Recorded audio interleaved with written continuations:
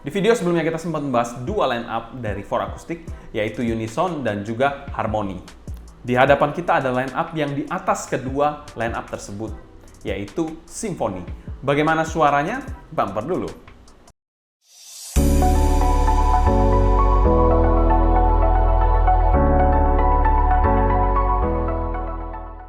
Halo semua, selamat datang di channel Sound Dignity bersama dengan saya Sebastian yang seperti biasa akan sharing info dan racun mengenai dunia personal audio, baik itu audio portable ataupun desktop audio. Jadi kalau kalian tertarik, gak perlu ragu lagi untuk subscribe, nyalakan tombol notifikasi, serta follow juga Instagram kita di Sound Dignity agar kalian tidak ketinggalan update terbaru mengenai dunia audio portable dan desktop audio. Ford Acoustic sendiri kita nggak usah berpanjang lebar lagi, merupakan salah satu brand Jerman dan di hadapan kita ada salah satu line up dari Ford Acoustic, yaitu Ford Acoustic Symphony. Merupakan hybrid driver in-ear monitor yang menggunakan 5 driver, yaitu 1 dynamic driver dan 4 balance armature per side. Serta dipasarkan di angka 4,5 jutaan untuk harga barunya. Selanjutnya kita bahas packaging dari Ford Acoustic Symphony ini. Oke, ini adalah packaging dari Ford Acoustic Symphony ini. Kita langsung aja buka. Kita nggak berpanjang lebar lagi. Ford Acoustic Symphony ini memiliki packaging yang sama. Kalian bisa lihat di sini ada tulisan Symphony, mirip seperti Harmony ataupun Unison. Jadi kita akan skip aja. Di dalamnya ini ada manual book pasti. Dan di sini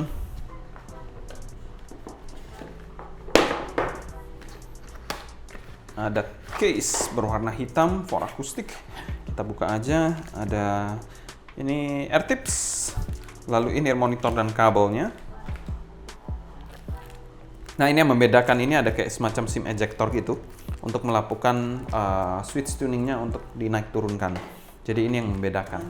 Untuk kelengkapannya sendiri masih mirip-mirip seperti Harmony ataupun Unison, ada manual, ada in-ear monitor, kabel, air tips. Di sini ada kayak semacam SIM ejector gitu untuk melakukan switch tuningnya. Dan juga ada case yang berbahan sama seperti Unison ataupun Harmony. Itu untuk packagingnya.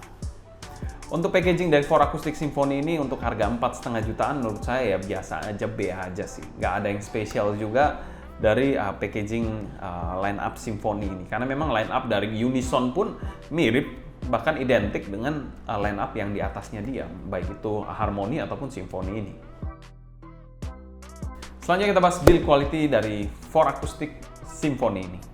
Untuk build quality dari Ford Acoustic Symphony ini, dia memiliki build quality yang mirip seperti line up bawahnya, yaitu Unison ataupun Harmony. Kita lihat di sini dia menggunakan bahan resin hitam juga yang cukup transparan, jadi kita bisa lihat siluet dari drivernya di dalam sini. Jadi kalian bisa lihat ada tulisan Symphony di sini dan marking L dan juga R di bagian satunya. Lalu kalau kita lihat bagian nozzle-nya pun mirip seperti line up lainnya, berbahan metal dan juga ada filternya untuk mencegah kotoran masuk. Mungkin kalau nozzle-nya sendiri sekitar 3-4 mm lebih mungkin. Ya sekitar ituan, dan ada lips-nya. Untungnya ada lips, jadi pakai air tips apapun saya rasa nggak akan bermasalah. Kita lihat ke bagian faceplate. Faceplate-nya ini berwarna glitter gitu, berwarna merah dan juga biru. Jadi kalau kena cahaya seperti ini, jadi ada ungunya sedikit di bawah sini. Kalau kita lihat, perhatikan sama-sama ada 3 warna, ungu, merah, dan biru. Di sini juga ada lambang dari Ford Acoustic berwarna silver. Nah, di bagian housingnya ini ada juga yang cukup menarik, yaitu ada switch. Switchnya di sini ada beberapa pilihan, jadi kalian bisa tuning. Ada yang nomor 1 itu untuk bass, kedua untuk vokal, yang ketiga untuk treble. Jadi di sini ada 3 switch yang bisa kalian pilih-pilih. Kita juga coba beberapa pilihan dari tuning dari switchnya ini, tapi kita di sini review dengan menggunakan switch all switch off, walaupun di sini ada switch 2-nya naik. Jadi itu sih. Dan tentu saja ada sedikit perubahan, ada slightly difference kalau kalian melakukan switch tuning ini.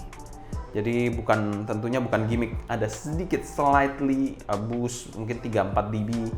Ya mungkin kalau kalian nggak sensitif mungkin nggak terlalu bisa merasakan, tapi masih terasa, masih noticeable kalau menurut saya. Harusnya masih 3-4 dB bisa merasakan perbedaannya. Dan dia nggak main-main, dia menggunakan 3 switch tuning, jadi bisa melakukan banyak sekali kombinasi pilihan suara yang mungkin sesuai dengan preferensi kalian. Untuk bagian konektornya sendiri menggunakan konektor dual pin. Di sini berbahan plastik transparan seperti ini, 0,78 mm, dan kita lihat di sini dia sudah menggunakan kabel yang preform, nice. Jadi untuk over ear pemakaiannya. Di sini kabelnya ada 8 strand silver. Saya tidak mendapat info untuk jenis kabelnya, tapi menurut saya ini adalah kabel SPC atau Silver Plated Copper. Untuk bagian chin slidernya berbahan seperti ini, transparan plastik. Lalu kita bilang bagian splitternya berbahan metal, very nice. Lalu kalau kita turun di sini braided yang cantik banget untuk kabelnya. 8 braid ya ini ya. Lalu untuk jacknya ini mengingatkan saya seperti jack OYD 3,5 mm, gold plated straight lock. Untuk build quality dari Symphony ini memang kita bilang 11-12 saja dengan line up di bawahnya seperti Unison ataupun Harmony. Tidak buruk juga, everything's good untuk build quality-nya dan kami berikan skor B untuk build quality dari Symphony ini. Selanjutnya kita bahas fitting dari Ford Acoustic Symphony ini. Ford Acoustic Symphony ini memiliki housing yang lumayan besar, yang pasti lebih lebar dan lebih bongsor dibandingkan Unison yang pasti, dan mirip-mirip seperti Harmony, mungkin sedikit lebih besar. Tapi ya mirip-mirip lah untuk bentuknya. Dan Symphony ini memiliki housing yang bisa dikategorikan cukup ergonomis. Untuk pemakaiannya sendiri adalah regular to deep fit, jadi pemakaiannya seperti ini. Tidak terlalu menonjol keluar juga, cukup sejajar dengan tulang telinga saya yang paling atas. Masuknya ini somehow juga agak sedikit dalam. Namun dia memberikan kesan kekedapan dan grip yang baik. Overall, ketiga line up dari Ford Acoustic ini memiliki fitting yang cukup mirip, memiliki kekedapan yang baik, grip yang bagus. Selain itu juga dipakai dalam jangka waktu panjang, nyaman, tapi memang trade-off-nya akan mudah panas dan fatigue. Jadi itu mesti kalian perhatikan, karena memang cukup kedap dan tidak ada udara sama sekali yang bisa keluar masuk. Itu memastikan suaranya tetap dalam kualitas yang optimal. Secara fitting kami berikan skor B+ untuk Ford Acoustic Symphony ini. Selanjutnya kita bahas sound quality dari Ford Acoustic Symphony ini. Ford Acoustic Symphony ini memiliki arah suara yang bisa dikategorikan mild U-shape. Mid-nya itu sedikit mundur. Selain itu, in-ear monitor ini juga sangat efisien. Jadi kalian bisa drive menggunakan handphone sekalipun. Dan disclaimer juga, kita mereview ini menggunakan all switch off. Jadi semua switch-nya mati. Kita tidak melakukan testing sound quality-nya satu-satu ya. Jadi all off untuk switch tuningnya. Untuk bagian bassnya ini bisa dikategorikan cukup berbody, punch dan impact-nya ini dapat banget. Untuk bassnya sendiri, dynamic driver-nya ini sudah one step ahead dibandingkan Harmony, dan dia memiliki bass dengan decay yang lebih neutral dibandingkan Harmony. Selain itu, bassnya juga dikategorikan cukup clean lah, walaupun kita bilang cukup besar, tapi dia bass yang cukup clean dan bertekstur sangat baik menurut saya. Kalau kalian mungkin pencinta EDM, mungkin in-ear monitor satu ini masih masuk sih. Apalagi dia memiliki switch tuning, kalian bisa tambahkan boosting untuk bagian bassnya, mendapatkan bass yang lebih fun lagi. Jadi kalau bassnya off, masih tergolong cukup memuaskan juga untuk bass. Apalagi kalau kalian memang suka lagu-lagu yang ada bassnya seperti pop, ataupun mungkin EDM pun masuk sih kalau saya bilang. Untuk bagian mid-nya di sini memiliki posisi yang agak sedikit mundur. Jadi sedikit ya, bukan ekstrim mundur seperti in-ear monitor KZ lainnya. No, dia tidak memiliki suara yang terlalu mundur mid-nya. Agak sedikit mundur. Dengan kesan mid yang warmer dan juga memiliki body yang pas banget. Untuk male vokalnya ini memiliki male vokal yang berbobot, cukup tebal. Selain itu juga memiliki artikulasi yang sangat baik untuk male vokalnya.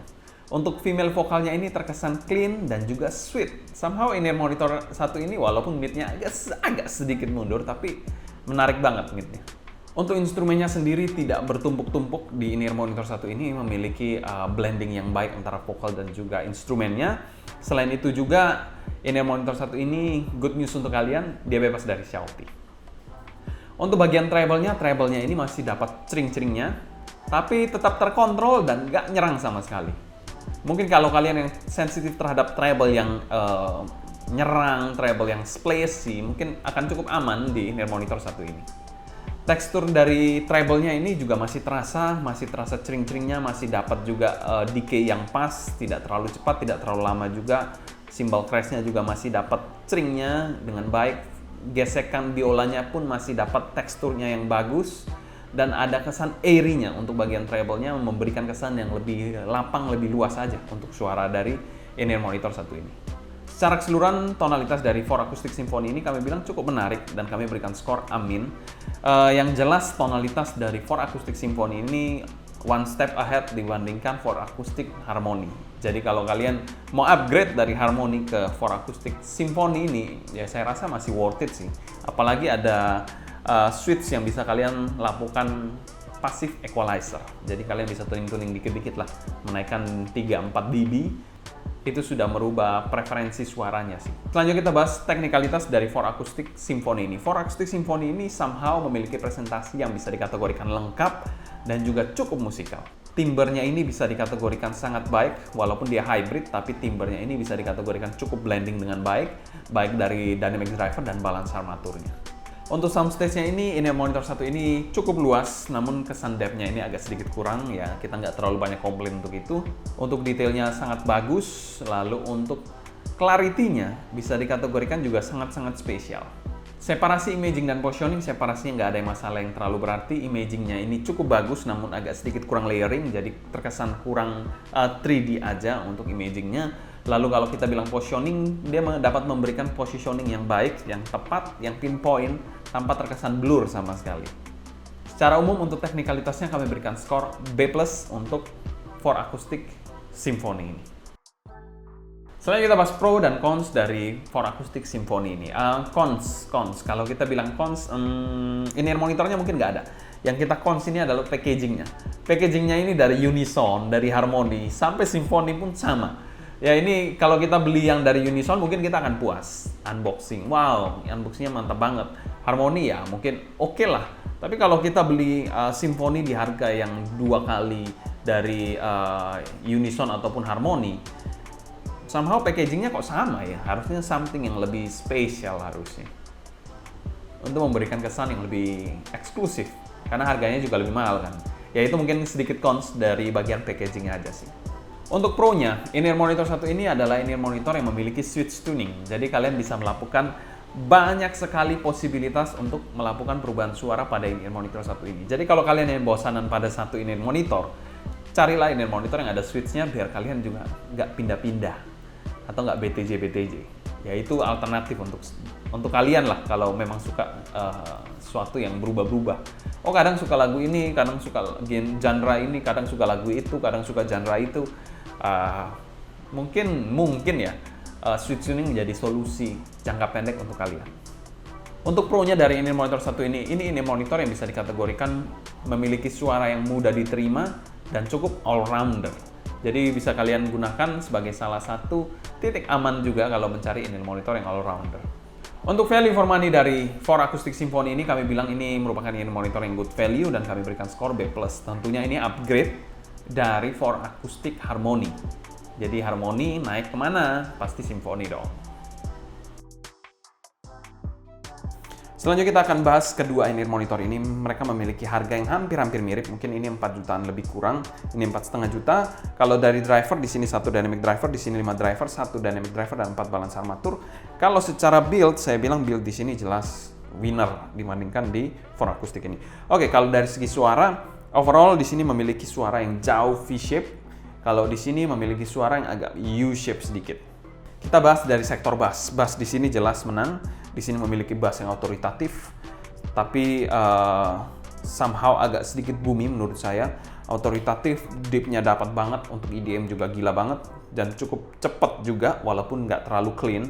Di sini bassnya lebih sopan, nggak sebumi bass di sini bassnya lebih terkontrol. Kalau kita bilang di sini bassnya bersteroid, di sini bassnya normal.